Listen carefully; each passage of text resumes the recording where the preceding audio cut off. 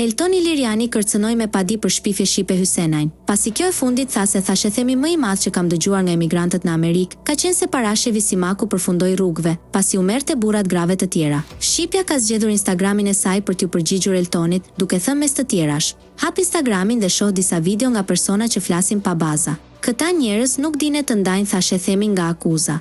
Nëse thashë themi dhe mungesa e lirisë së fjalës sipas protokolleve do ishin të ndaluara me ligj, do ishin mbrapa. Nuk ja keni idenë e rubrikave roz. Jam shumë e hapur për luftën virtuale, por e keni të humbur me mua.